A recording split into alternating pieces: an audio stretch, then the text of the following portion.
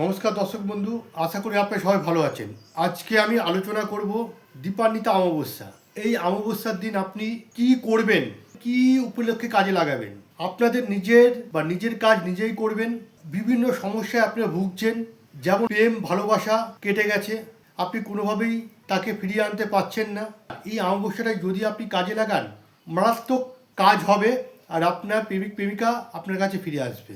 এই অমাবস্যাটা যেটা বলে দীপান্বিতা অমাবস্যা, এই অমাবস্যার যে কোনো ক্রিয়া বা যে কোনো কর্ম করুন না কেন, সেই কর্ম আপনার সাকসেসফুল হবেই হবে। আপনার স্বামী স্ত্রীর মধ্যে প্রচণ্ড অশান্তি গণ্ডগোল, আপনার প্রেমিক প্রেমিকা ছেড়ে চলে গেছে, দেখা গেল আপনার সন্তানের পড়াশোনায় মন বসছে না, অনেক জায়গায় গিয়েছেন কিন্তু সন্তানকে পড়াশোনায় মন বসাতে পারছেন না।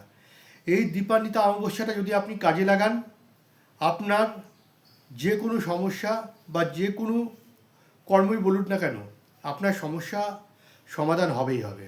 তাই এই টোটকাটা আপনি নিজেরা করুন, কিন্তু এই টোটকাটা একটু কঠিন আছে। দেখুন, কঠিন থাকলেও যে কাজে যত কঠিন সেই কাজ তত পাওয়ারফুল। তো এই অমাবস্যায় আপনি কি করবেন? এই অমাবস্যায় যদি দেখা গেল আপনার প্রেমিক প্রেমিকা আপনি ফিরিয়ে পেতে চাইছেন, তাহলে আপনার প্রেমিক বা প্রেমিকার ছবিটা নিয়ে আসবেন, নিশি রাতে করবেন, আপনার সামনে ছবিটা রাখবেন।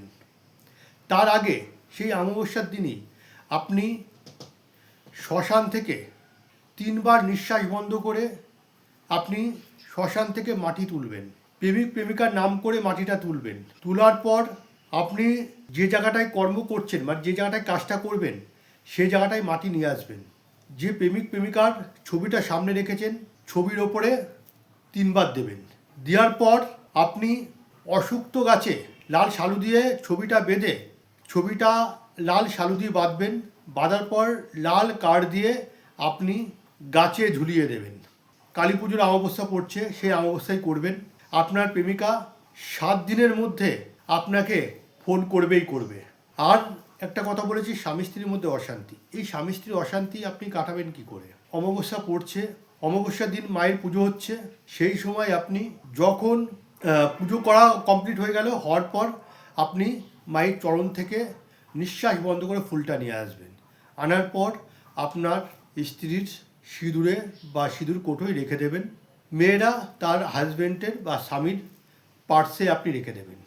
এটা করবেন 11 দিনের মধ্যে, দেখবেন আপনাদের মধ্যে আর অশান্তি গণ্ডগোল হচ্ছে না।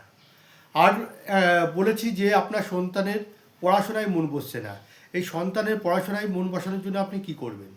এটার জন্য আপনাকে যেদিন অমাবস্যা পড়ছে সেদিন দশকর্মার দোকান থেকে কাম সিঁদুর কিনবেন। যে বই বা খাতায় ওং লিখে দেবেন, ওং লিখে দেবেন।